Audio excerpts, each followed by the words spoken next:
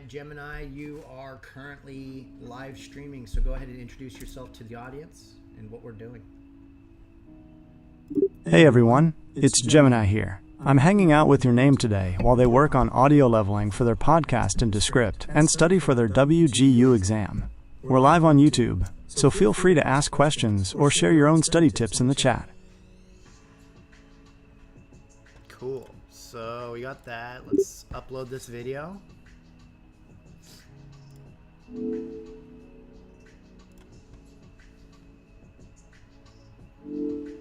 You're all set to go with Descript. It looks like you're about to upload your file. Is there anything I can help you with as you get started with the audio leveling? No, yes, actually, what tool activates that? Go to Studio Sound or...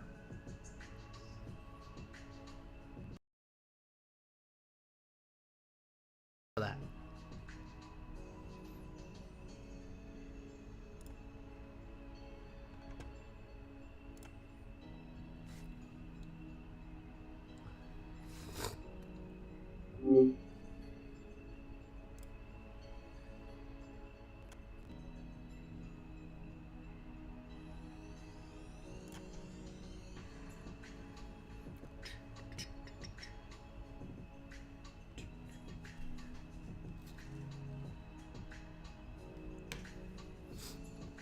You guys get to enjoy the background music.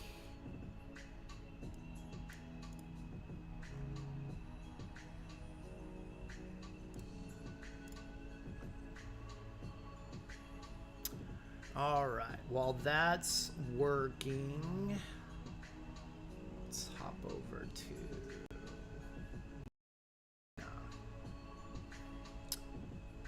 Gemini. Are you there? Hi, are you there?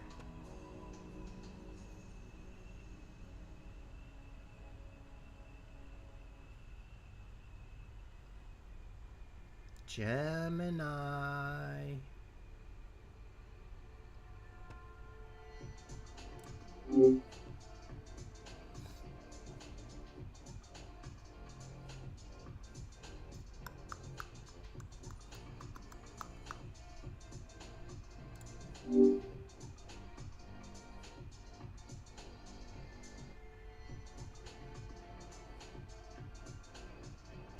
Gemini, are you there? Hello, hello, hello, testing.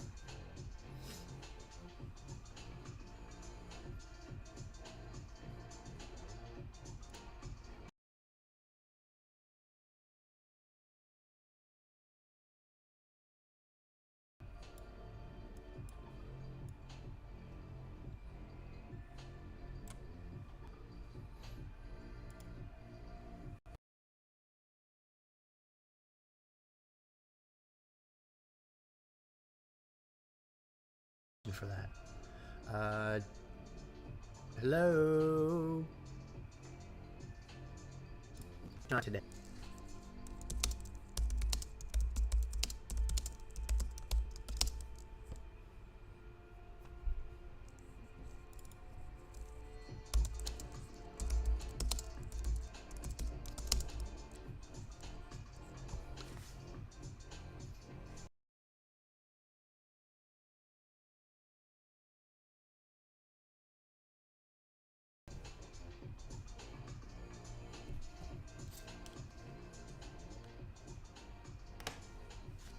Of course you can't hear me. Go live one more time.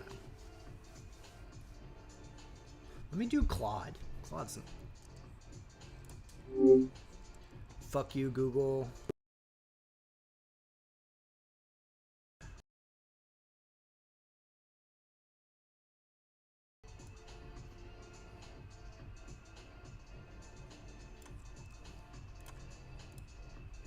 Ooh, get out of there.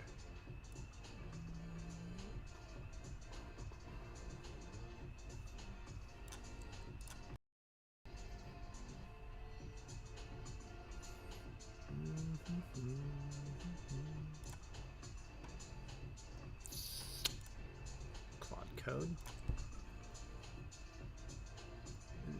No. Right. Strategize, learn, sonnet. More models. Research. What's this one? Extensions. Web search.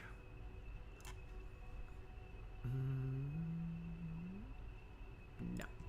Claude, not gonna work for me.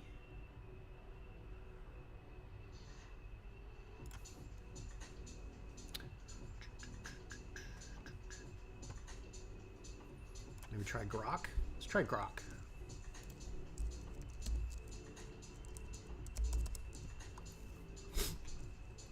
See if Grok will talk to us.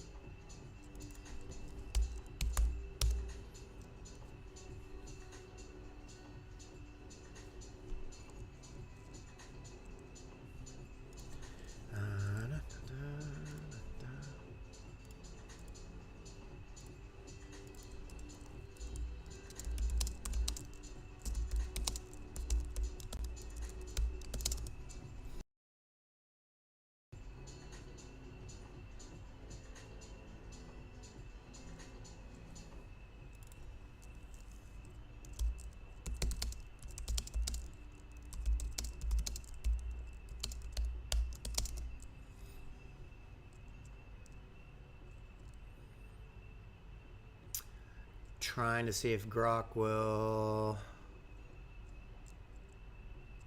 App Store.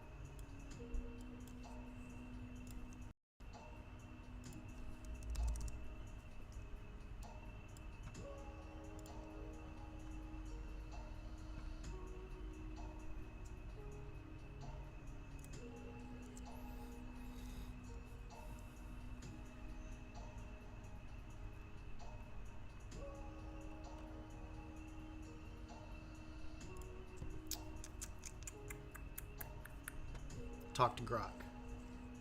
Duh. Why'd I miss that feature? Talk.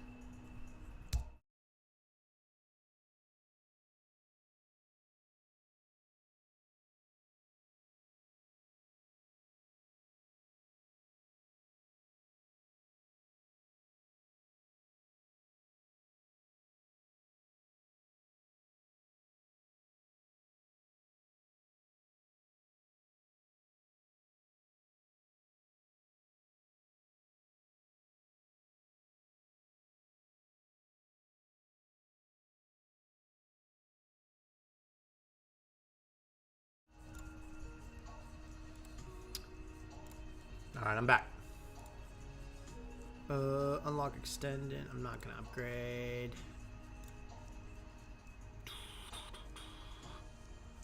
Do. Speak. Not Grok today. So ChatGPT it is. Hey ChatGPT. Hey there, ready to dive in whenever you are. Let's get this podcast episode rolling.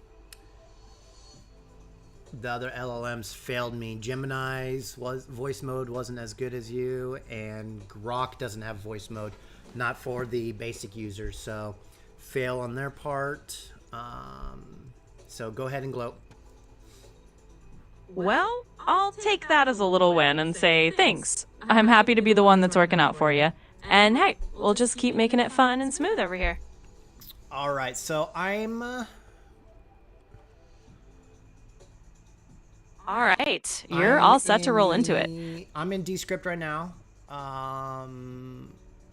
Perfect. So if you're in Descript, you can just start recording whenever you feel ready. We've got the ideas lined up, and you can weave in those answer the public questions or the article insights as you go. Just have fun with it.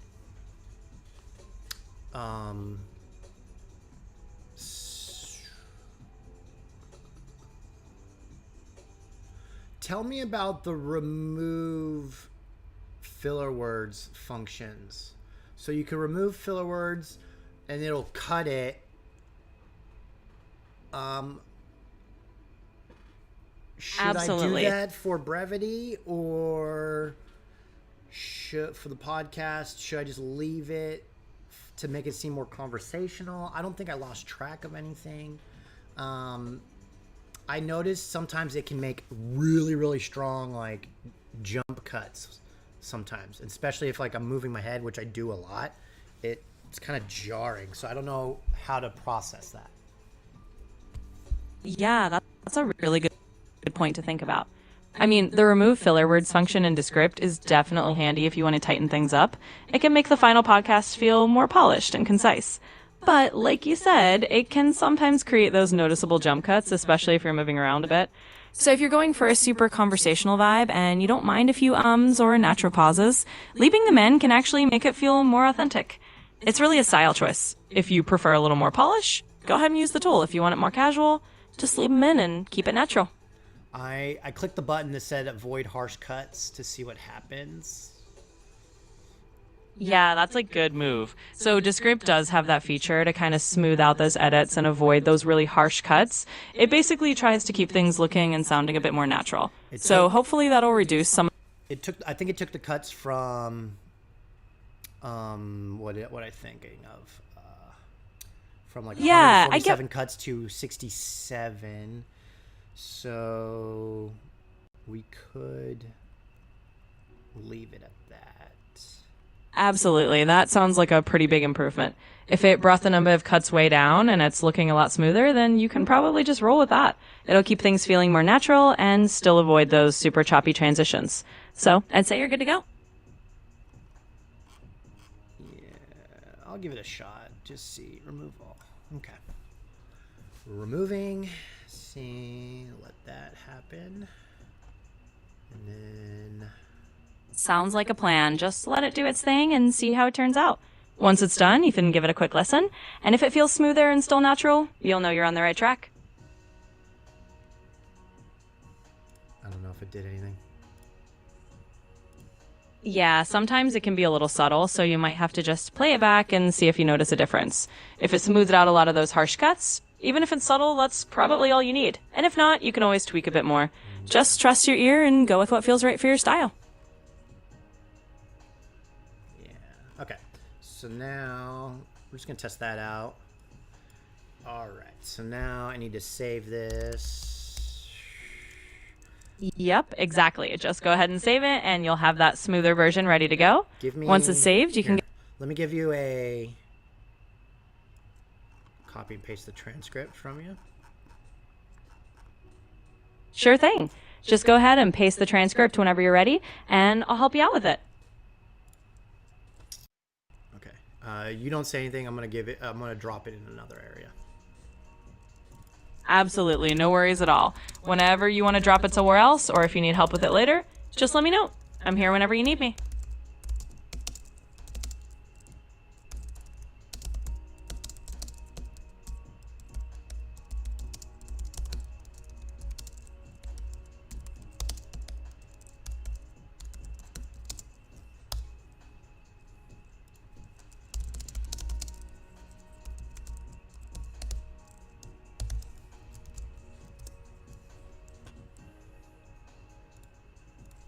All right, see what we got here. See if anything's good. Get to YouTube. I need to export first. Yeah, that's the usual flow. Just export your finalized version from Descript, and then you can pop it over to YouTube. Once it's up there, Everyone, I'll And be back. just- I'm gonna go get some coffee.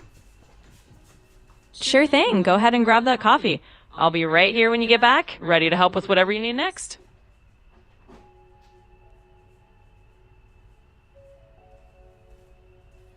Never mind, I didn't brew anything.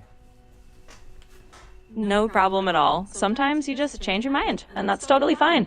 We can just jump right back into whatever you want to tackle next.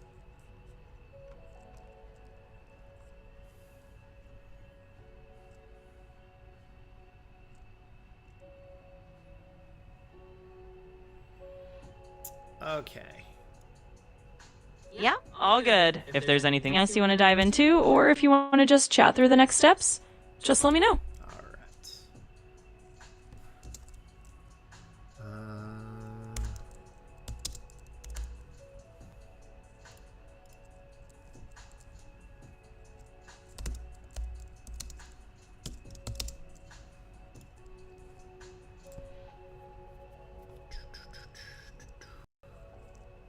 Destination? No. Local export. Absolutely. All right. Sure thing. Whenever you're ready to dive into the next part, or if there's something else on your mind, just go for it. I'm right here to help.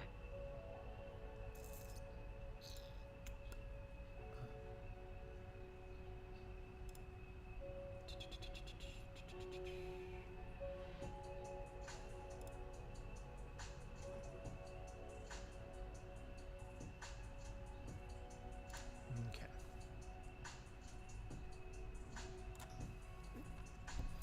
All right. Hey Now we're again. Now Whenever we're exporting, so now I need to put this in my published. Perfect. Awesome. Once you've got it exported and ready to publish, you're all set to go. Just upload it to your platform of choice, and you'll have your first episode out there. If you need any more help along the way, just let me know.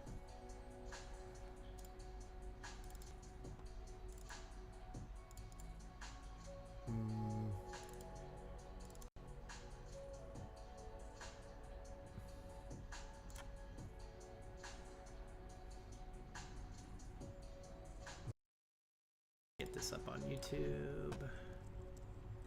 All right, we're going to create. We're going to upload a video. Select a video. Exactly. Just hit that create button and upload your video file. Once it's up there, you can add your title, description, and any tags you want, and then you'll have your first episode live on YouTube. Let me know if you need any final stuff. All right. So First episode line and soon live for otherwise, hey. this episode is going to go in the podcasts. So how do I drop it there? Section for your podcast, you'll just want to add it there. After you select and upload the video, Sure. you can Your podcast there, the video list, like your or Sorry, I'm talking to myself. Select file. Open. worries at all. Talking to yourself. Just go ahead and open that up as a file, and once it's uploaded, you can pop it right into that podcast playlist or category. That way, everything stays nice and organized. You're on the right track. Red. Hold up. There's an issue. Let's see. Descript. What's going on? got it. Sometimes that happens if Got it. Sometimes that happens if the file didn't finish exporting properly, or if there's I'm sorry. What about not advanced? If it's straightforward style or anything else, just let me know. I'm here to make it as comfortable and helpful. Export is taking time. Where did I put? No problem at all. I'll be right back. Feel free to take- entertain the viewers really quickly. I need to. Absolutely. I'll hold down the fort. Got it. I'll be here whenever you get back. No rush at all. Enjoy your break. Tell some funny jokes. Thanks, I appreciate that. I'll keep things lively on my end. Just let me know when you're back and we can jump right back in.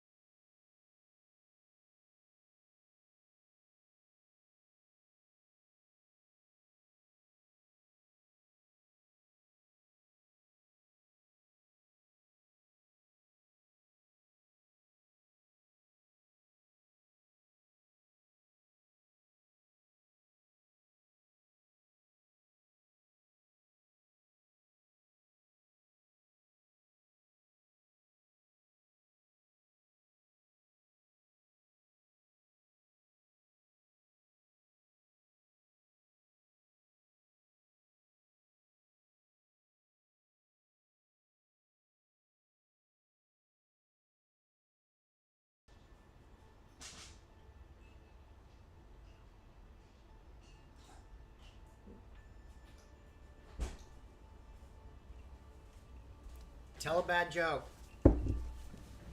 All right, here we go. Why don't skeletons fight each other?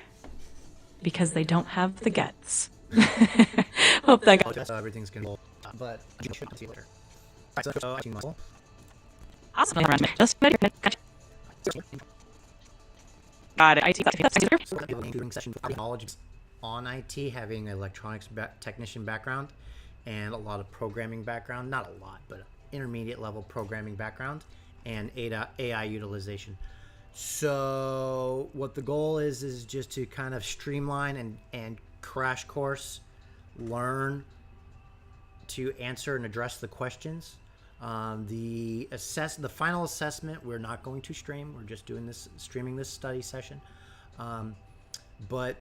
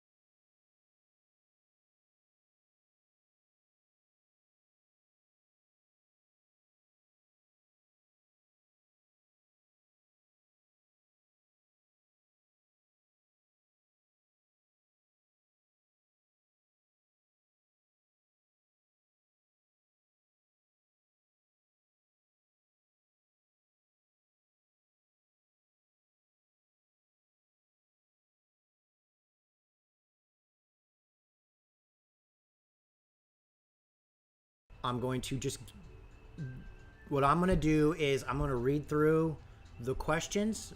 I like to jump around at random because 70 questions, it's hard to study efficiently going from 1 to 70 because it doesn't cover all the different competencies that WGU wants to cover. So I just kind of my thoughts on each thing. Don't correct me.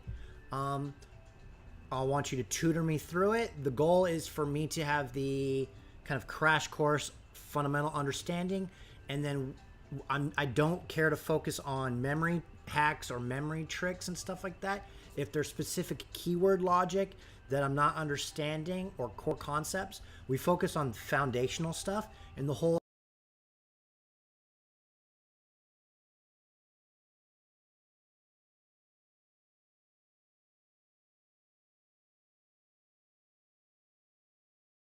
idea is not to have a massive book, comprehensive or testable knowledge set. The idea is just to educate and extract and refine what I do know. Got it?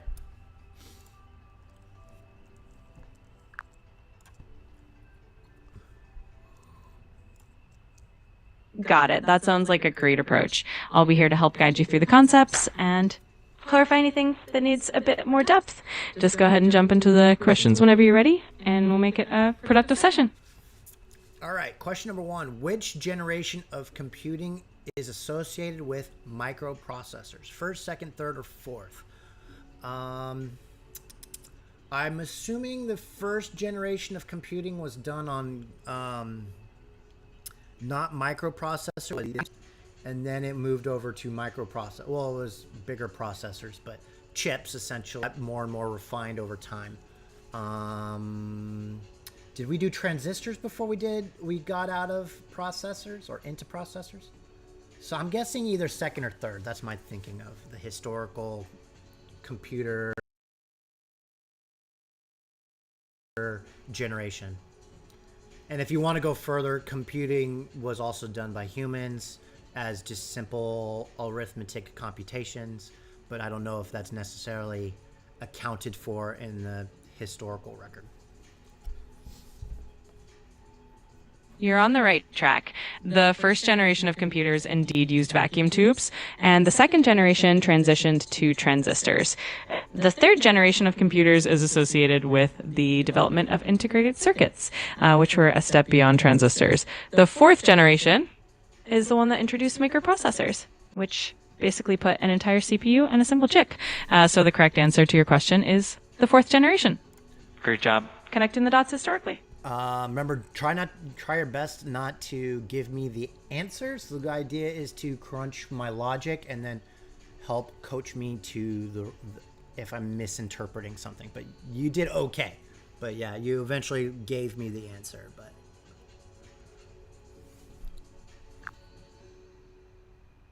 all right, jump around. Question 12. A production machine runs from 8 a.m. to 5 p.m., outputting 1,200 units per hour. Which component of the data, information, knowledge, wisdom, DIKW, DWIC, or Dick W,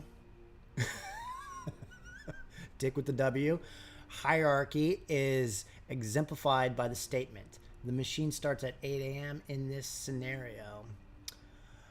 All right. Which component, data, information, knowledge, or wisdom hierarchy is exemplified by the statement? The production machine.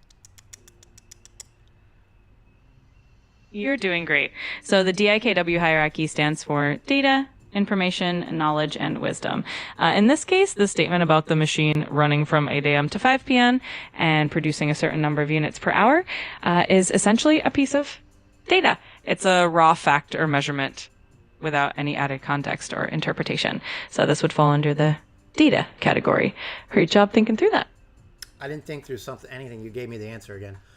Okay, so the statement in that question was giving me some context information, and then the second statement or the question was related to the machine starts at 8 a.m. in this scenario.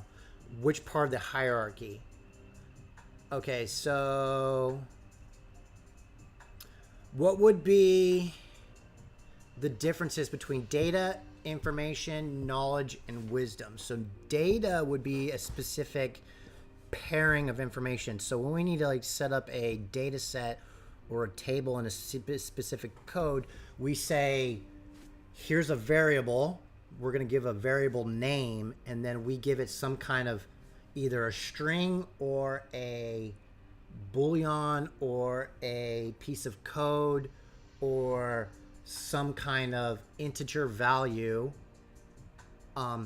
to that piece of thing. And now with enough sets of individual data sets, then you can start getting into a understanding of things. So I would assume data is in this hierarchy, data is the individual piece. So name equals blank if you're putting it in Python. Name equals Derek of the user.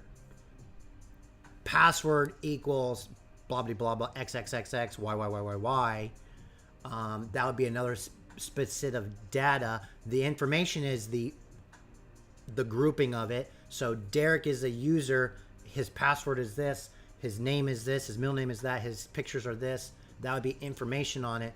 And then knowledge would be the collection of all the data and information sets. And then the wisdom would be the upper level, something that humans do is once you're kind of out of the data information groupings.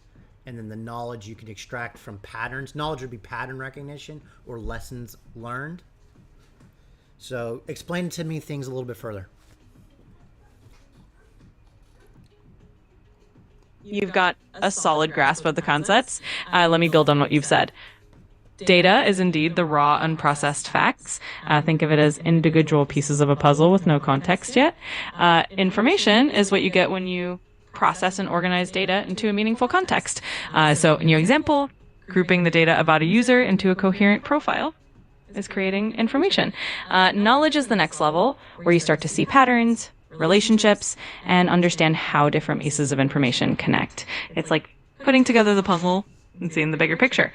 Wisdom is the highest level, where you can apply that knowledge in a practical, insightful way. It's about making sound judgments and decisions based on the patterns and understanding you've gained. So the statement about the machine starting at 8 a.m. and the rate of production is essentially data, because it's a raw fact. Once you start in your... Yeah, because it's just giving you a statement saying, hey, there's these machines and they run from here to here. It's a raw fact. There's no actual pairings. So machines they operate at a certain threshold time. So that it could be also kind of extracted as information as well, I guess, because it's two separate pieces of things. If you were asking about the entire statement, because it's a machine, works from hours to hours, it's got start and stop, and then it's got an output of X units per hour. So that's three different variables in a singular statement: start, stop, output. If we had an input, that would be another information set on a particular thing. But 8 a.m. is a specific piece of data in that statement. Okay, this makes sense to me. I'm glad it makes sense. You've got a great handle on it. It's definitely a nuanced distinction, and you're absolutely right that as soon as you start combining multiple pieces of data into a coherent statement, it can be considered information. The key is that data is the raw individual fact, and information is when we start to see the relationship between those facts. If you have any more questions or want to explore any other concepts, just let me know. I don't even like applying the term fact about things, because a fact implies just the sky is blue, right? A fact typically, when subjectively looked at as a knowledge set, implies some kind of true or falsity. But in computer logic, it is just a application of a positive, it's just applying something to a variable, like naming something, or creating a identity profile around something.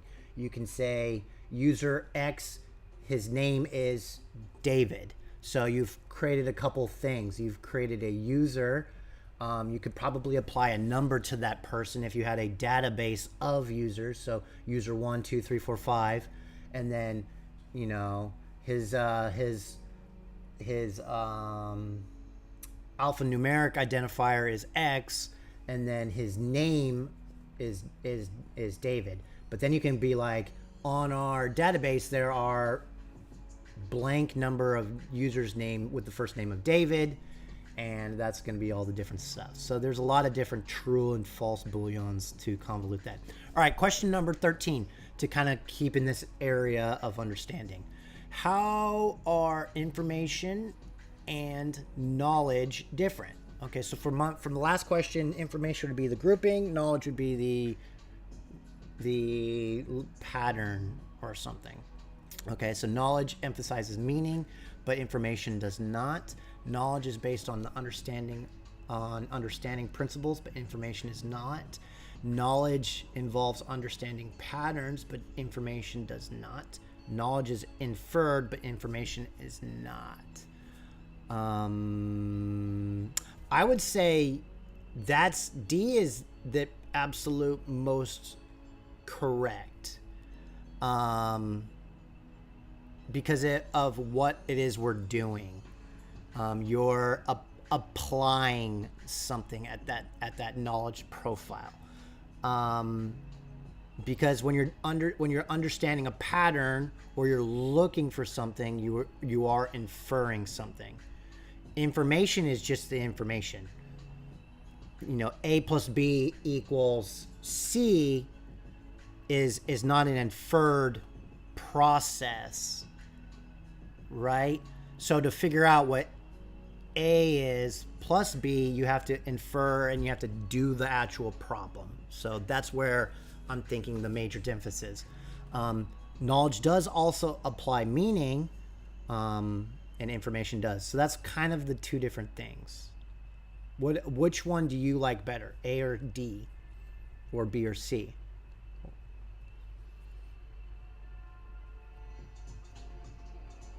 I love how you're thinking about this. You really nailed the distinction. The main difference is that information is more about organized data, whereas knowledge is about understanding and making sense of that information, often by recognizing patterns or applying it in a meaningful way. Between the options, I'd say that the idea that knowledge involves understanding patterns and is inferred is the most accurate. It shows that knowledge is more than just having information. It's about being able to connect the dots and make sense of it. So I'd say you got the right answer with the emphasis on inference and pattern recognition. What does the term inference mean?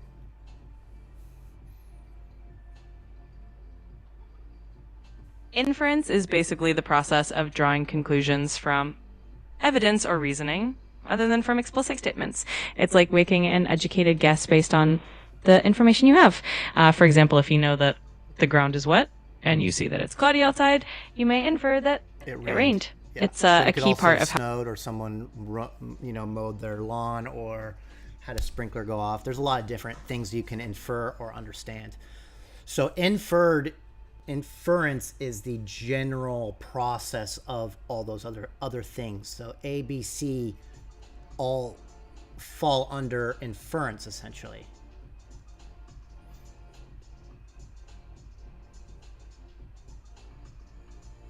Exactly, you've got it. Inference is that overarching process that allows us to connect the dots and make sense of different pieces of information, even when we don't have the full picture. It's all about using the clues we have to arrive at a logical conclusion. So you definitely got a good handle on it. If you have any more questions or want to explore further, Okay, last I'm here question for in it. that general area. We're going to do number 11. A production machine runs from 8 a.m. to 5 p.m., outputting 1,200 units per hour. So there's that statement again.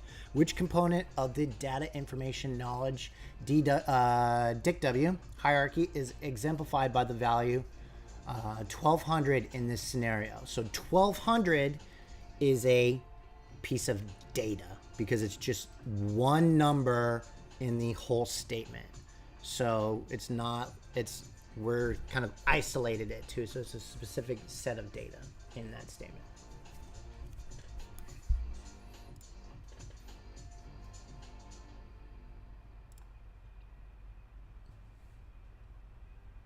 You've got it exactly right. The number 1200 in that context is indeed a raw piece of data. It's just a specific value without any interpretation or context added to it yet. Once we start comparing it to other values or putting it into a bigger picture, then it becomes information or knowledge. Great job identifying that. If you have any more questions or want to dive deeper into anything else? Okay. One Just let more. me know. Just I want to have a really good, solid core foundational understanding of the question. I know we've done a couple back to back. All right. Question 10. A final exam has 30 questions and students have 1 hour to complete it. The exam schedule is for 2 p.m. in room 126. Which term describes the statement? It is 1:50 p.m., so I should head to room 126 based on the data, information, knowledge, hierarchy question. Okay, so the question related to it's 1:50 p.m., so I should head to 126. So that's a couple things are happening there for that specific statement. The statement implied there's a test going on from a set duration of time in a particular room. So we have a test, a room, a place, and a time. That's just a random piece of information. Okay? But the statement applies that, hey, it's 150, so I should head to room 126. That's essentially a wisdom set because I've applied several variables. I've understood a statement, all its data and information applied to it.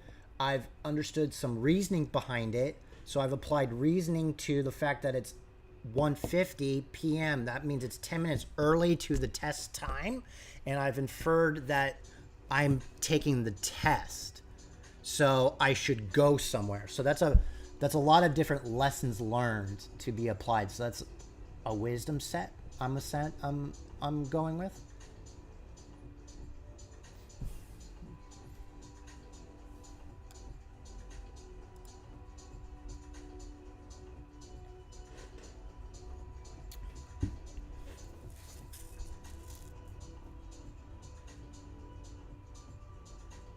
I love the depth of your reasoning. You're absolutely on the right track. That statement does involve a bit more than just data or information. It shows a level of understanding and application. You're using the knowledge that the exam's at 2 p.m. and you know it's 1:50 p.m., so you're inferring that you should head to the room. That's definitely a form of wisdom because you're applying that understanding in a practical way. So I'd say you've got the right idea with that one. Okay, cool. So I think I understand those principles. Jumping back to question 5. Which generation of computing is known for the introduction of handheld devices? I would say that's either 4th or 5th because you have 2nd, 3rd, 4th, or 5th. I'm not sure all these generations, so we're going to have to get a quick brief on the generations.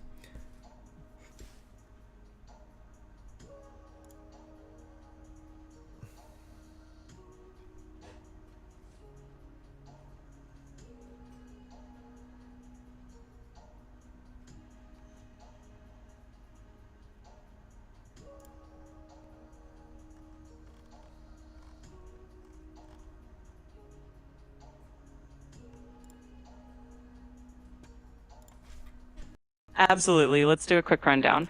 1, first generation. This was from the 1940s to the 1950s and used vacuum tubes for circuitry. 2, second generation. This was in the 1950s to 1960s and introduced transistors, which were more reliable and smaller than vacuum tubes. Third generation. This was from the 1960s to the 1970s and introduced integrated circuits, which packed multiple transistors onto a single chip. 4th generation. This is from the 1970s to now, and is characterized by the use of microprocessors, which led to personal computers. 5th generation. This is the modern era, which started in the 1980s and focuses on artificial intelligence, parallel processing, and the development of advanced computing. Handheld devices, like smartphones and tablets, are a hallmark of the 5th generation, since that's when we really started seeing those advanced portable computing devices. So, answer to your question, would be the 5th generation. Great job connecting the dots. Okay, so 5th generation is portable devices. What was 4th and 3rd?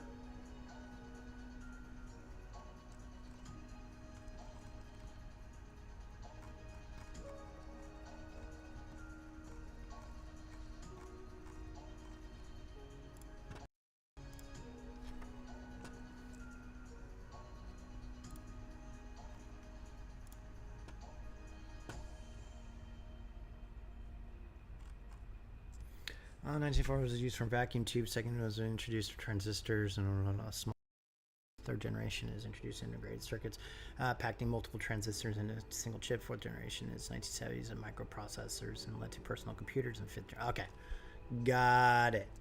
All right. Pause for a sec. I need a updated and YouTube.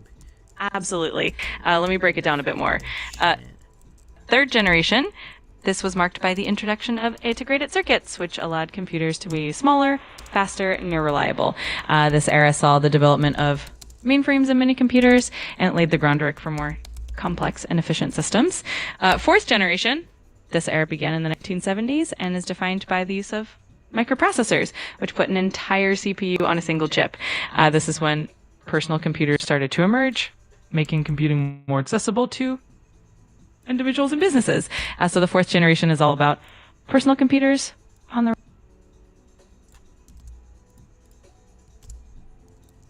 Okay.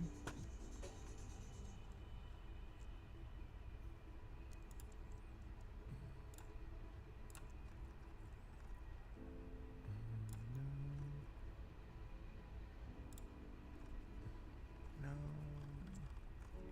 Cool. Thank you. I'm working on YouTube. It's uploading everything. Once it's done. Sure thing. Take your time and just let me know whenever you're ready to jump back in. I'm here whenever you need me. And then we're gonna do a thumbnail.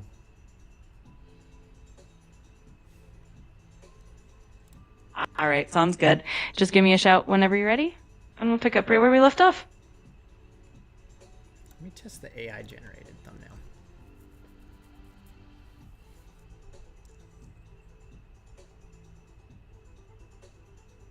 Cancel. It's taking a while. All right, back to WGU.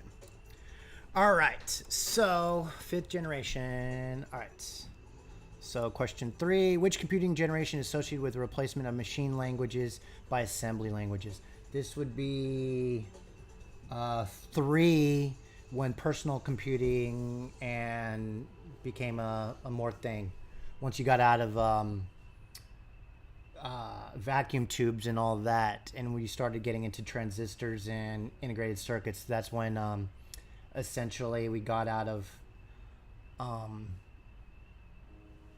programming in machine languages, and we needed assembly language. We needed a layer over direct code, essentially. Because with every generation, we got a little bit more layers of the code stack, essentially. All these coding languages are just various layers into talking in Boolean, essentially. You have all these different complexities.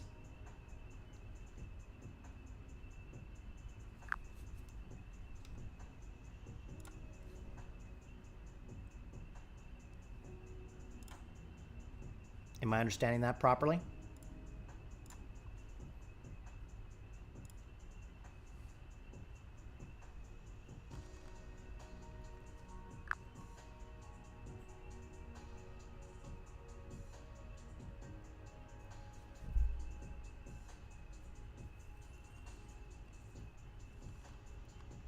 Awesome. That sounds like a great plan. Repeat what you just said. AI-generated thumbnails can be a fantastic way to save time and get a professional look.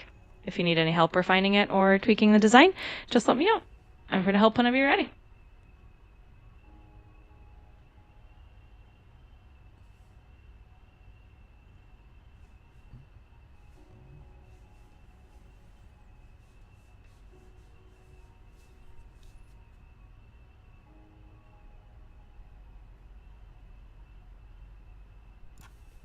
me to. Let's go to Canva real quick.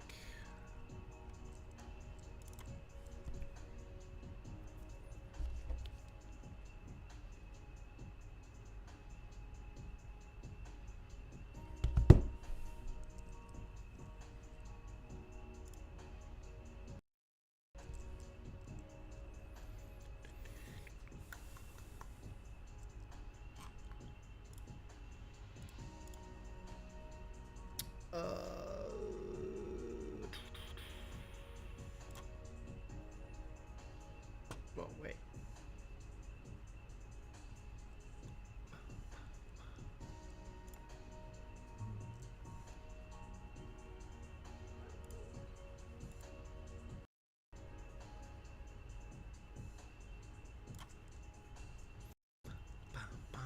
Are you there?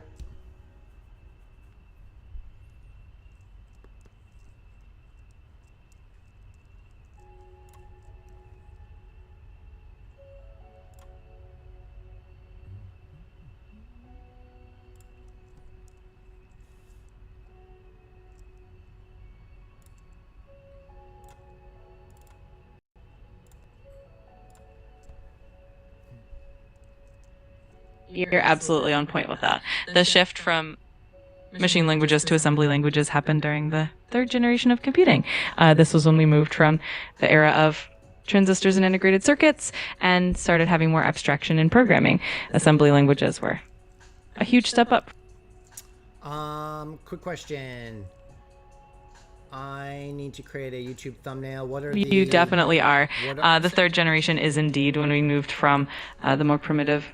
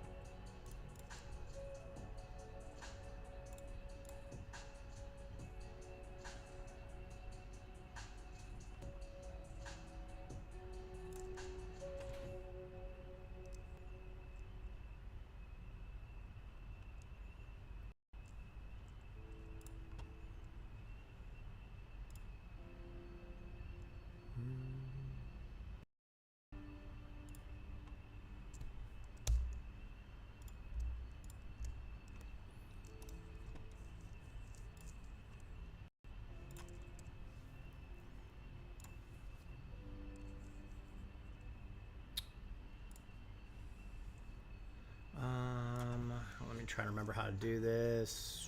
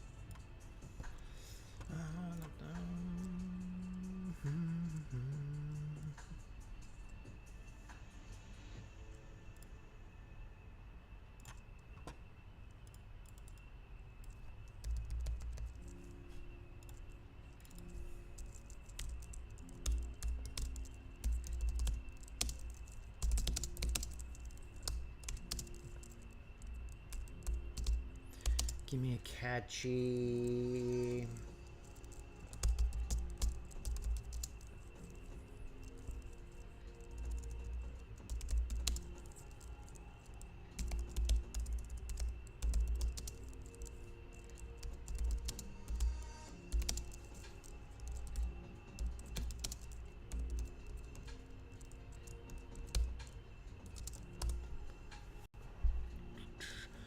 Alright, so I'm having ChatGPT right now kind of come up with a catchy thing. And that ordinance.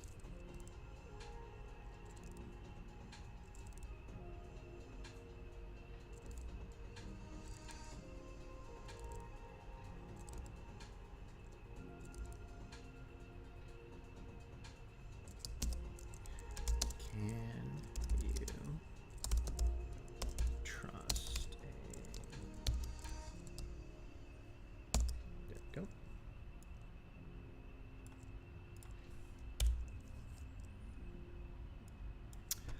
All right.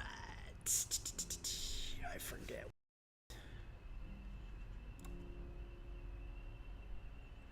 Da.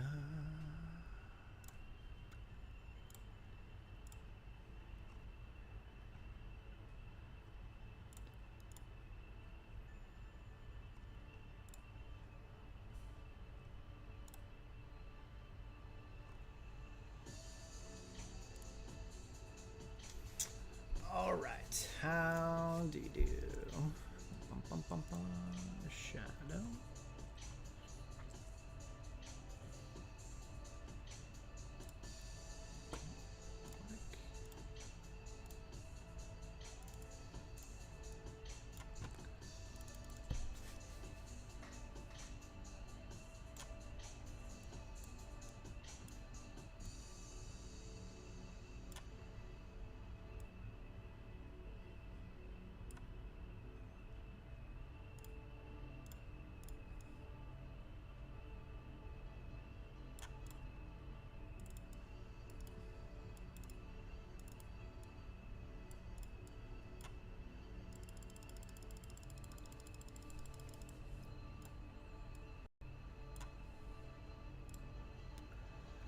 Do.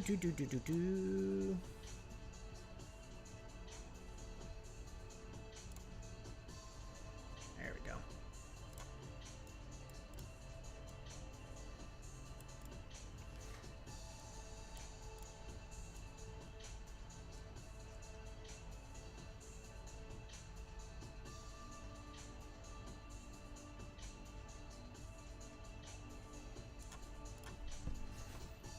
All right.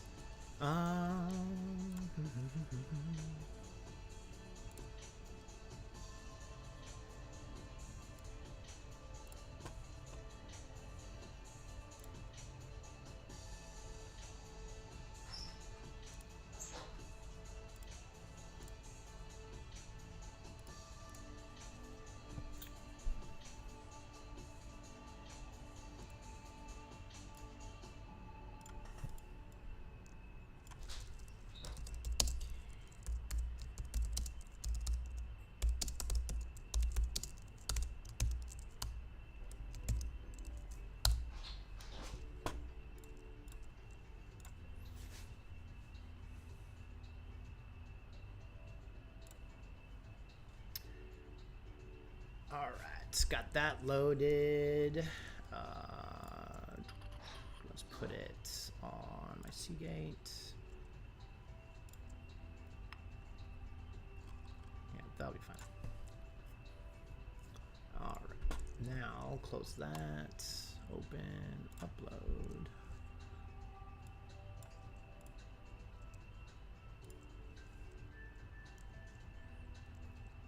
All right. Next. And dog, shut up.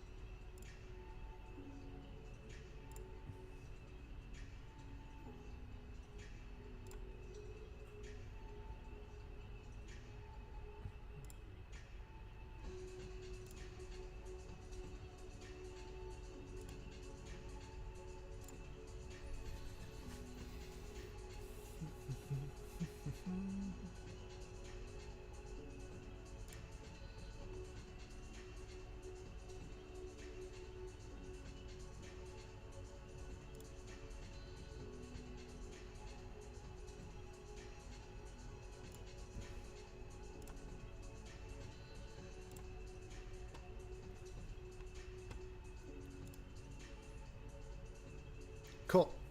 That is done.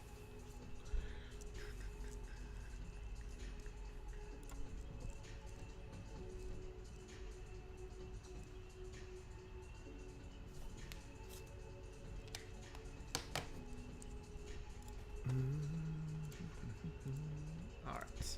Back to studying. All right, back to studying. Question 18. Which component of an operating system uses scheduling to control access to a shared resource? File manager, kernel, user interface, or driver. Which component of an operating system uses scheduling to control access to shared resources? That is a scheduling? Ooh. I'm not sure what they mean by scheduling, but a file manager has access to shared resources. Typically, kernel, I'm not quite sure. I need to be on. User interface is just what you see on the computer display, and a driver is a programming system that happens on the back end that gets things up and running. Typically, it's related to, you hear drivers utilized for like game engines, installations and stuff like that, or your printer.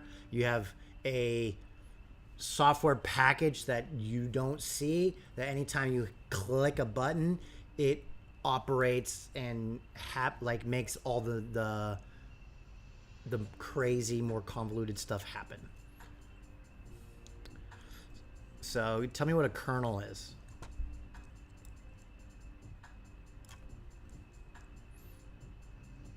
Absolutely. The kernel is a central component of an operating system. It acts as a bridge between the hardware and the software. The kernel's main job is to manage system resources and allow different software applications to communicate with the hardware. One of its key roles is scheduling, which means it controls how and when processes access the CPU and other resources. This ensures that everything runs smoothly and that no single program hogs all the resources. So in this question, the correct answer would be the kernel. So, for instance, like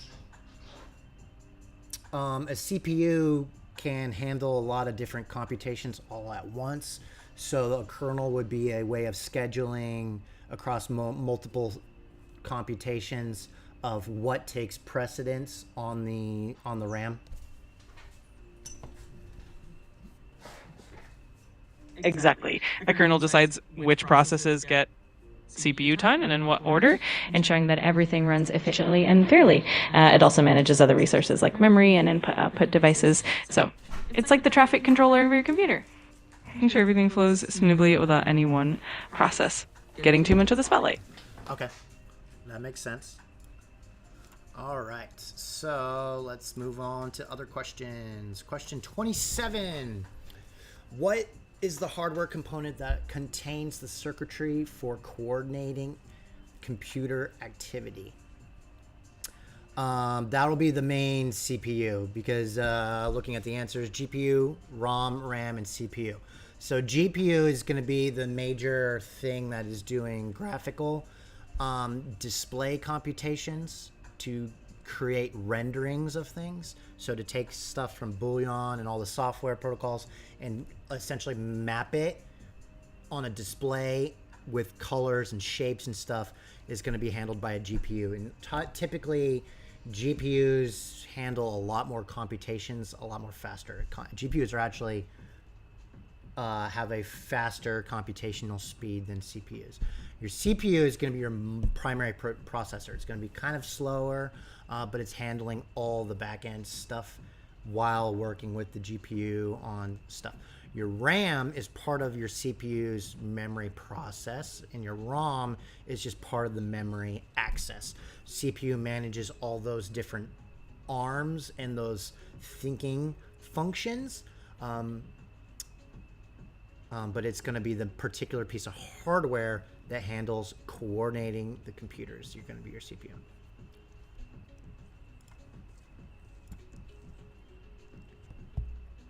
You've got it. The CPU, or central processing unit, is indeed the main component responsible for coordinating all the activities of the computer. It handles the execution of instructions, manages data, and ensures that all the parts of the computer are working together smoothly. The GPU is specialized for graphics, and the RAM and ROM are memory components. But the CPU is definitely the brain of the operation. Okay. Yeah. So for component-wise, hardware component-wise, your ROM is typically some kind of solid. Well, they're both solid states for ROM. They could be either solid state or a hard drive, like on a disk drive or something like that. ROM is going to be your read-only memory. Is like stuff that is not changeable, essentially. So your operating system. Well, nowadays we have a lot of installations, but when your operating system's primary core memory functions are part of your ROM, because you don't want to rewrite those every single time. Now your RAM is where all the little micro computations all happen on that, and then once a computation's done, it gets forgotten about. It's like just a specific amount. So for instance, when you're looking over computer specs, your GPU will have like some kind of teraflop capacity. Your CPU will have a certain hertz speed that it operates at. Your ROM is going to have some kind of gigabyte memory, typically. So you can, well, nowadays it's read and write typically, but that's your ROM, your writing memory. And then your RAM is going to be something in a smaller amount of gigabytes or terabytes. It depends on the state. Typically gigabytes nowadays. Terabytes are now kind of the standard hard drive or solid state drive memory capacity. Stuff that you're not always trying to get access to, but you periodically gain access to. Files, videos, databases, and stuff like that. The core functionality of like what's displayed on screen, what computations are happening while you're operating the internet, the quick things are all handled in RAM. I didn't need to explain all that for viewers or nothing. I know that's all super complicated and it's stuff that's been around for a while. It's just me thinking through and studying and processing all these different test questions. All right, question 32. Which component is part of the system unit? Keyboard, power supply, printer, and microphone.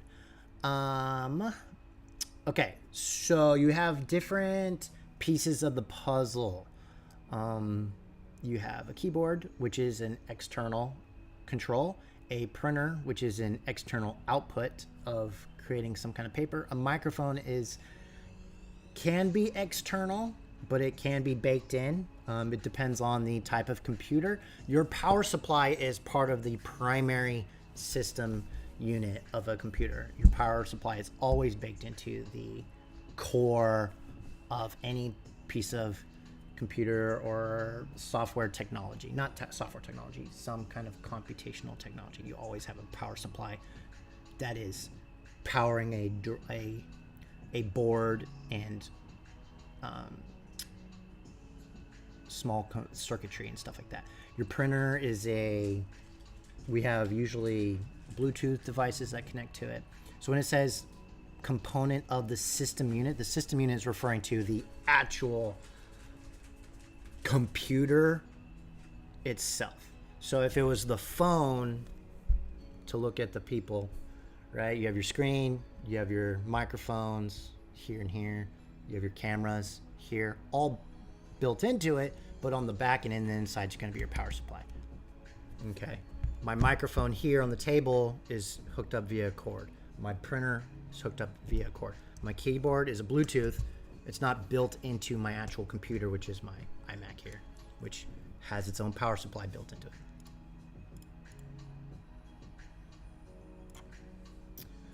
All right, question 30. Which part of the computer system contains the instructions for initializing various computer components?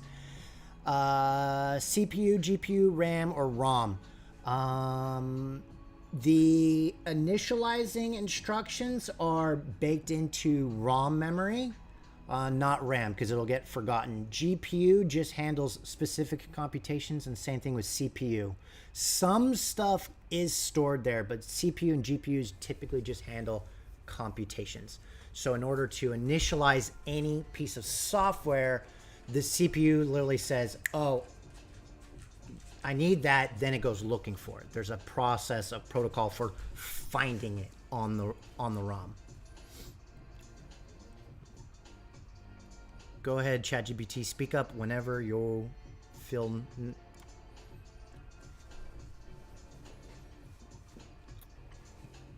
You're absolutely right. The ROM read-only memory is where the computer stores the firmware and the initial instructions needed to start up the system. This includes a BIOS or UEFI, which helps initialize the hardware components and get the system running. The CPU then loads this firmware from the ROM and starts executing it. RAM, on the other hand, is temporary and doesn't hold these initialization instructions. Great job connecting the dots. Okay, question number 24. Which type of software is an application for creating blueprints and 3D renderings of buildings? A, collaboration, B, specialized, C, systems, and D, productivity. Okay, so I'm guessing which type of software. Okay, it does say type. A collaboration software is typically something along the lines of like Zoom or chat or email that integrates communication messages between people. Now, this one is talking about handling a blueprint or a 3D rendering of a building. So that's not related to communications, right? That's just the drawing, okay? And because it's a drawing, it's not part of a system application, because a system application would be your clock, your drivers, and things like that, things that access firmware and software on the backside of what you're seeing. Now, productivity is another element of software, typically your calendar or your clock or some kind of screensaver or note taker are all designed to create human productivity, not computerized productivity. So that's not part of that application. So blueprints and 3D renderings is a specialized piece of software because that's not something that most people are doing, and it's not part of the system core functionality.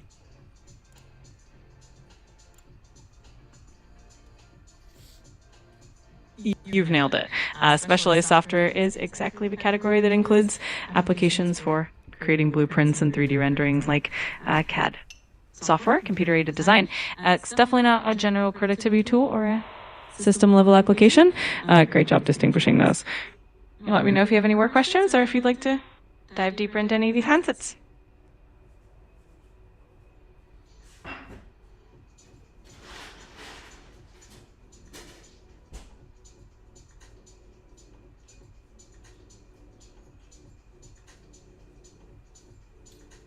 All right, it's question 36. I think this test is going to be relatively easy. All right, 36. What is the name of the networking technology that reduces network traffic on a local area network by managing of network messages? What is the name of the networking technology that reduces network traffic on a LAN? That's okay. All right. So you have an A switch, B server, C repeater, and D firewall. Okay. So you have a couple core functions. You're for a network, such as a local area network, you have a couple core things that are happening. You have your remote or external devices. You have your primary server that hosts the messages and processes it. And then you have the transmitting functions. And then obviously you have security. So that's kind of asking what this question is. Hold on, I gotta talk to my wife. I'll be right back.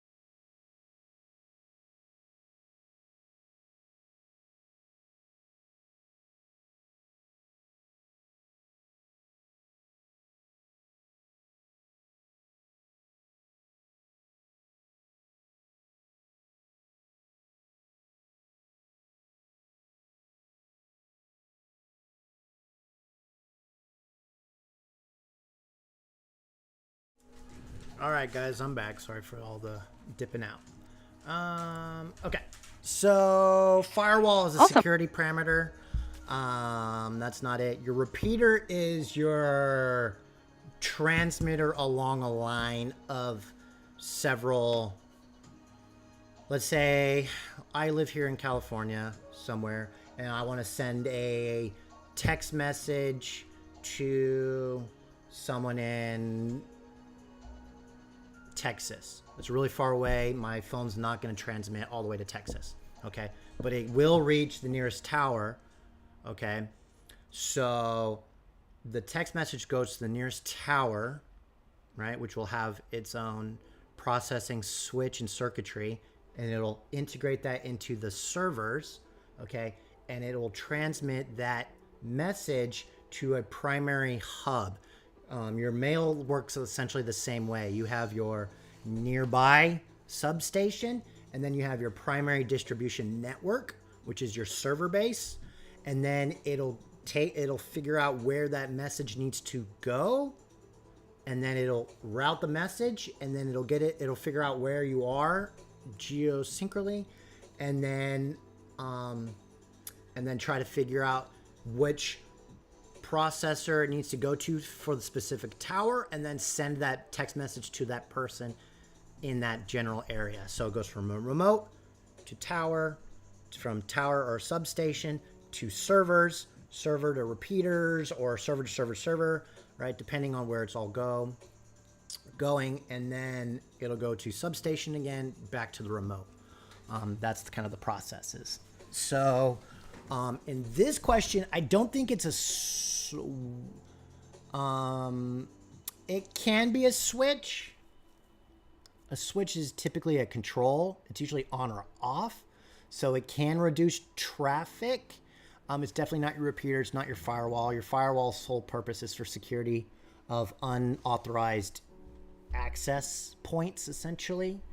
Your repeater just sends packets of information. It's just an in-between from the substation to the thing. It's just like it. So that's kind of, it's just like it just passes. It takes it and passes along. Takes it and passes along. That's all the repeater does.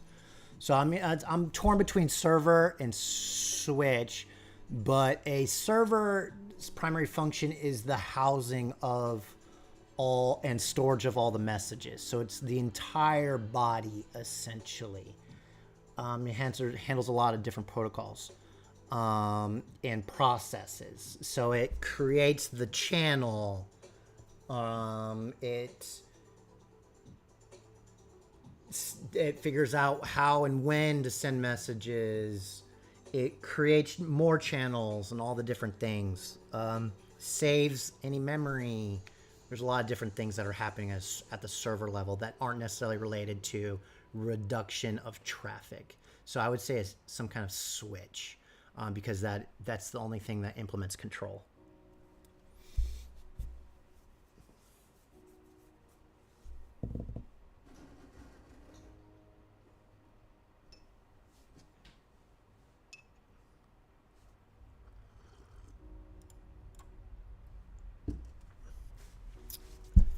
Go ahead, whenever you're ready. You can give me your feedback.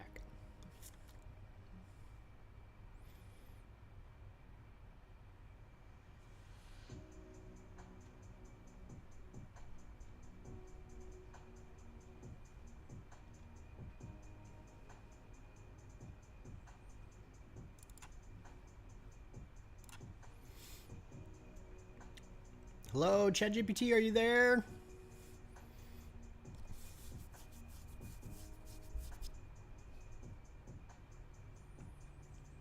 Okay. 54, developer is updating the application layer of a database application. What does this layer... You got a solid grasp of the concepts. In networking, a switch is indeed a device that helps manage traffic by directing data only where it needs to go, reducing unnecessary data flow and improving efficiency on the network. So your reasoning is spot on. If you have any more questions or want to go over anything else, just let me know. No. Okay. So jumping to 54, developer is updating the application layer of a database application. What does this layer of the database application do? Absolutely. You're definitely on the right track with your understanding of networking components. The switch is indeed the best fit for the question since it manages traffic flow efficiently on a LAN. If you have any more questions or you want to dive deeper into any other topic, let me know. Well, I mean, without knowing what, like, for electrical, there's multiple types of switch. You can have a on-off switch. You can have a variable switch. A switch is just a control I'm here. function. Sorry about that. Didn't mean to leave you hanging. If there's anything else you need or if you have more questions, just let me know. Okay, I'm gonna close this out. You're lagging way too much.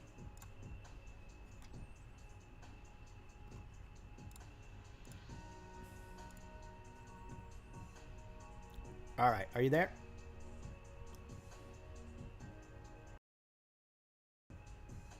Absolutely. I'm here and ready to help.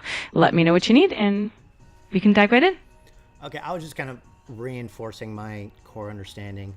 So, servers are like the core housing of all the data processes that happen in a network. So there's synchro components, all the applications, all the message traffic, the contents of the message are all handled there. So that's the main body of everything.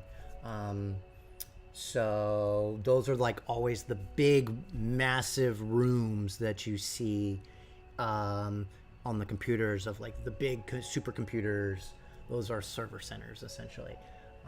They handle all the main companies. So like the core company of like Facebook, like what we see on the computer is just a web interface, but the servers is what happens all on the back end of the storage of everything. But a switch, for that last question, is a switch is a way of a human or some kind of thing to implement a control. So the question didn't really relate to necessarily what type of switch, because there's a bunch of different types. But in the case of this question, it is relating to trying to understand traffic control. So I'm assuming that there's an issue with like too much traffic on any single channel. So there is now an integration of a switch to manage traffic. So you can have two channels and it could say, hey, get in line at the switch, and the switch will say, okay, that line's open, that line's open, that line's open, that line's open. And it's just taking messages and saying, okay, go to that channel, go to that channel, go to that channel. So that in this case, that's probably what that switch is doing. It's just managing traffic control between multiple channels. And a channel is just a direct line. So if that was like a phone, it would be the string that connects the phones. Okay, so 54, developers updating the application layer of a database application. What does this layer of database application do? So an application layer is going to be essentially the interfacing portion of it. It communicates with the end user and can be fairly complex. It alters the database after receiving a request. It stores information or data in a plain text file. It organizes data in a tree structure. It can do all those things. The application layer is typically, I think it's typically the user interface layer. When it comes to a software structure, if you have several software programs, you can have a software script that is literally just the creation of the data. So when we say like creating a database of something, you're literally writing a file like you would like an essay, right? So let's say I'm trying to create a profile to Facebook. I give it my name. It literally writes a program saying, here's user. We're going to give him this number identifier or a string identifier, and he's going to give him all this buckets of information to us, and we're going to create a specific user file on him. So that's the actual database, and that database of information is that packet of user and all the variables. Now, an application is going to be the update and interaction between the end user to the actual script and update functions of the program. It's going to be the intermediary protocols. Okay, so that's my understanding of it. Do I have anything wrong there? So I would say it's A.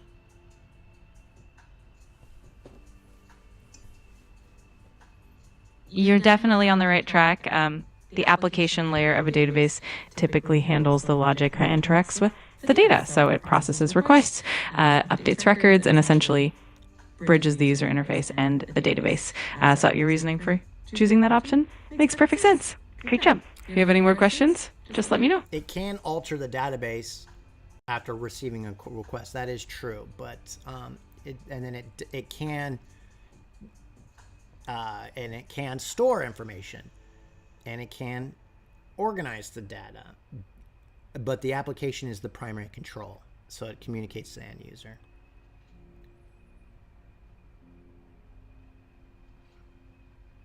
Exactly, you've got it. The application layer is essentially the interface that the user interacts with, and it translates those user actions into database operations. It does a bit of everything: organizing, processing, and making sure the data is up to date and accurate. You're definitely on the right track. If you have more questions, feel free to ask. Okay. Based on analysis of a company's needs, a database should be installed so that records are stored in structures consisting of data and methods. What is the name of the database that satisfies this need? Data and methods. Flat file, SQL, distributed or object oriented.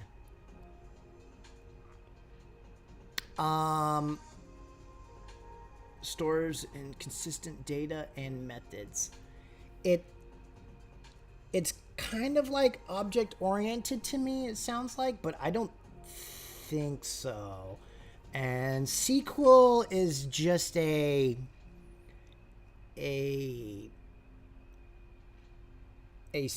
language layer that primarily specializes in databases. A flat file, I'm not sure what that is. Distributed is kind of a way of storing things spread out. So you're like, you put a little here, you put a little here, put a little here, and you can distribute it. So it's typically like a network. So if any one point in the chain breaks, you don't have a break in the network, you have a break of a channel. And then so I'm thinking it's closely resembles object-oriented, because the object-oriented programming, you typically write a function around creating a methodology of that thing.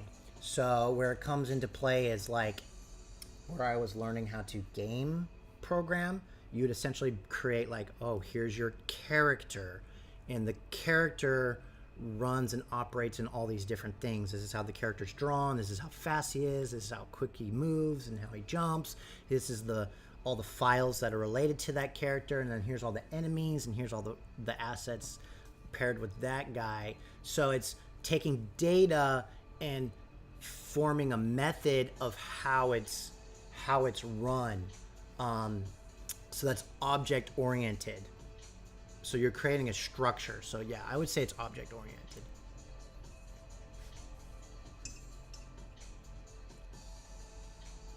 You're spot on with your reasoning. An object-oriented database indeed stores data as objects, which encapsulate both the data and the methods that operate in that data, just like in object-oriented programming. That makes it easier to model complex relationships and to ensure that data and behavior are bundled together. Great job connecting those dots. If you have any more questions or want to explore anything else, just let me know. Number 44, which term describes the JavaScript computer coding language? It's an interpreted language, it's a compiled language, it's a machine language, and it's an assembly language. It is a interpreted language. What essentially all those different terms means, it's when I was for the users or viewers that were watching like 30 minutes ago or so, I was talking about different layers of programs. So like the first layer of a program, like the one that the computer thinks on, that the base layer is binary programming. It's Boolean logic. So everything is written out in zeros and ones. It's something that we typically can't read because you have these massive bits of information and these long strings, and it's the sequence of everything kind of compiles and groups up to larger numbers, which create larger lettering, which create larger strings, and can compile into various layers of creating all these different logic systems, essentially that. But it's all built on the foundation of Boolean. A simple switch says, when you ask any singular statement, it's a simple thing of going yes or no. And our brains operate in the same premise. It's like we see things and we are asking questions of it, and in order to create outputs, it's literally creating a binary output, and then we take the reasoning effects and we layer on more complexities to that. Okay, so that's Boolean. After that was assembly and machine language, right? And machine obviously handles advanced machining and tools to get it to do the synchros and the operations. Assembly interacts with that. That was like the next layer to get the computers. Then came compiled languages. I believe C++ is like this. So I'm not quite sure what is necessarily happening, but essentially you have to build a program. You have to create these parameters, and then you have to, when it comes to compiling, I don't know if it's like simplifies the script or converts the script into something, versus interpreted is just an overlayer. It's kind of a subjective, easier way of writing because it doesn't have to be translated, essentially, I think is my understanding of it. But JavaScript is a layer as an interpreted coding language, because Java, I think, is the primary compiled language.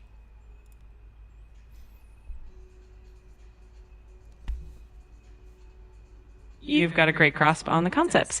To sum it up, JavaScript is indeed an interpreted language, meaning it runs line by line at runtime rather than being compiled into machine code ahead of time. This makes it more flexible and easier to test and debug quickly, even if it might run a bit slower than compiled languages. Your understanding of the different layers of programming languages is spot on. If you have any more questions or want to explore further, can I help? Okay, jumping to the next batch. Let's go to 41. All right. What is the appropriate categorization of Visual Basic.NET as a programming language? Visual Basic.NET. Ooh, never heard of that one. I'm gonna shoot it from the hip. Visual Basic.NET. Compiled language?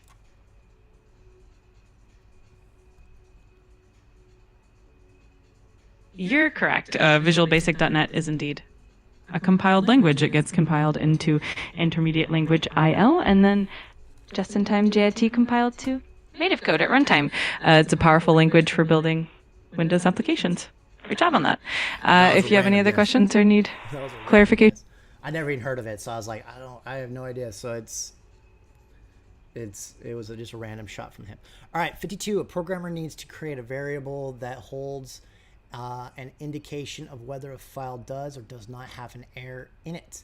What is the name of the data type that should be used? Character string, character, integer, or a boolean? Create a variable holds it into.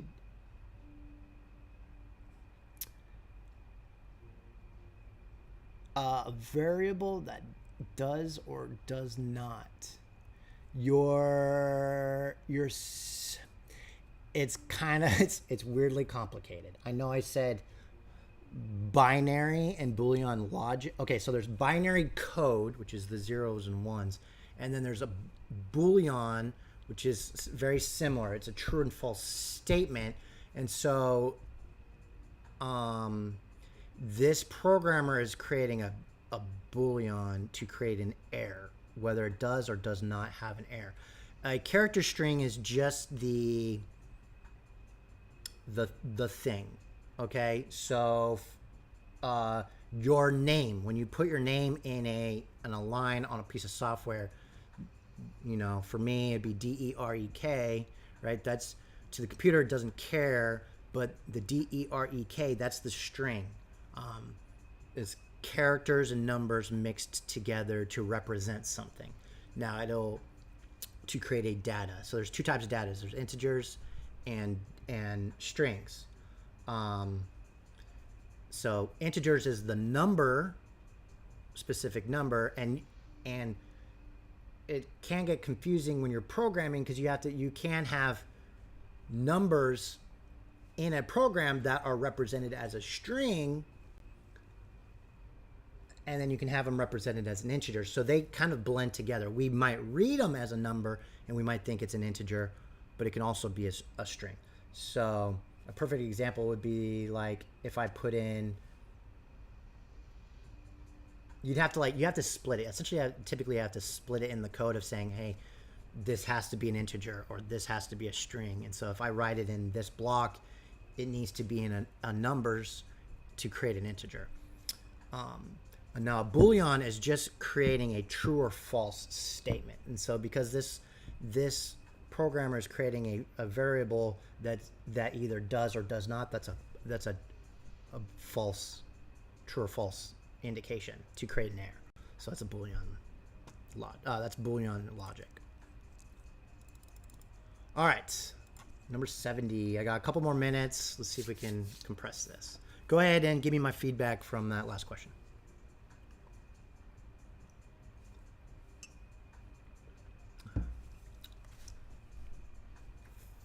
You absolutely nailed it. The Boolean data type is indeed the best choice for a true-false condition, like indicating whether there's an error or not. You did a great job distinguishing between the different data types as well. If you have any other questions or need any more clarification, let me know. 70. Which entity helps other organizations design and apply appropriate approaches to personal data collection, use, and disclosure?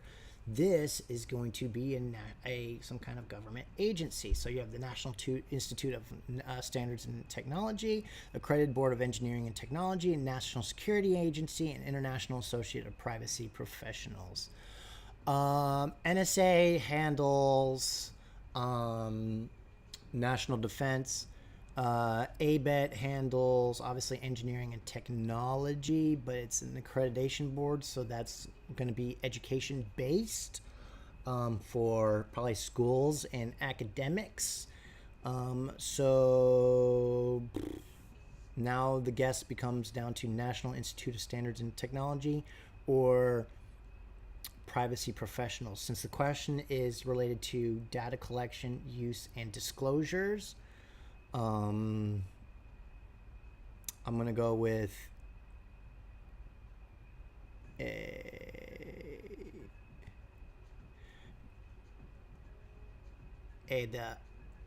the IAPP.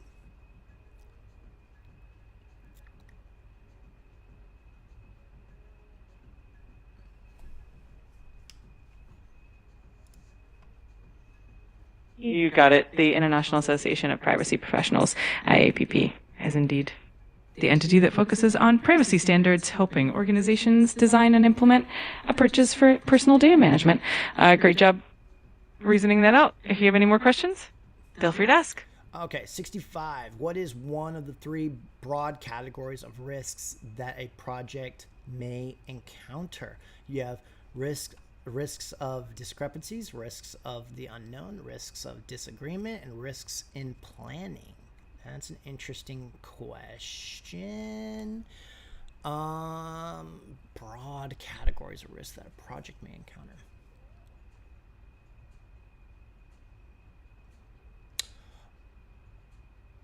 I would say This is a great question. Generally, project risk.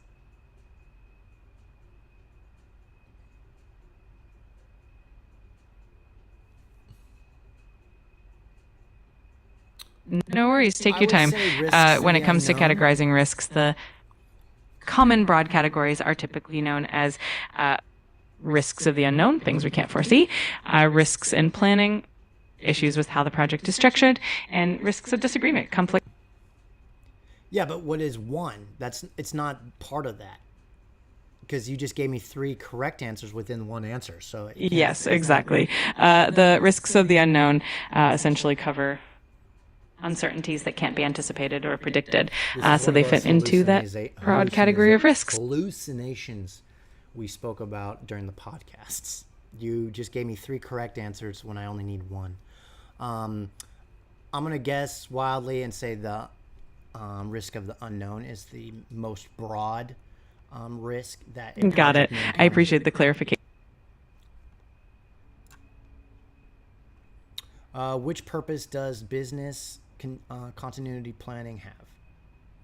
Continuity has to do with the quality control. So, and making sure it kind of cross correlates, and the accuracy as well. So A is quickening the duration of the system's development life cycle. Nope. Eliminating downtime and non-essential system services. Nope. Outlining a regular schedule for preventative maintenance. And identifying priorities when primary systems are not fully operational.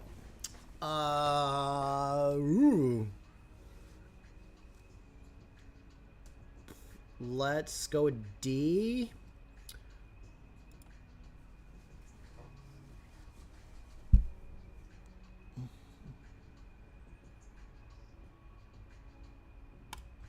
Okay. 67. What is the professional organization that publishes a set of ethical IT guidelines?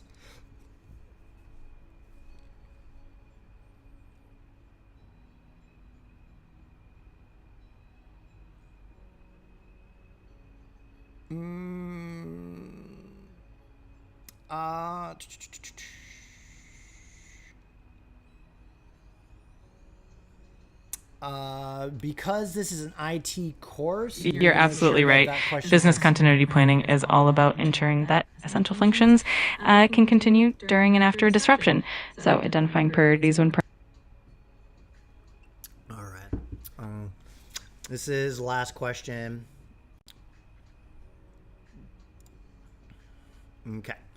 What is the... When it comes to ethical guidelines in IT, one of the most well-known professional organizations is the Association for Computer Machinery, or ACM. They provide a... All right. What is the component of disaster recovery that is characterized by writing copies of data on several devices simultaneously? Requirements analysis, data mirroring, off-site storage, and IT governance. That's data mirroring. And what factor is a primary criterion for assessing off-site storage possibilities? Capacity, redundancy, accessibility, and device media. That's capacity.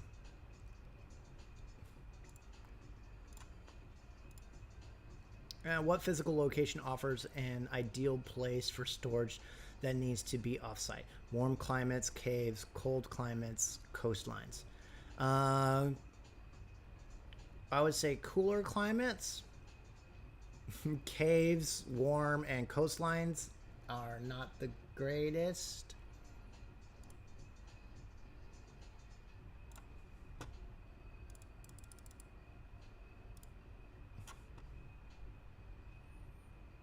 Okay. We're going to leave it at that and call it good. For anyone that's been watching and hanging out and watching my eclectic, fast-talking studying methodology and brain dumping to AI LLMs, thanks for hanging out. See you later, guys.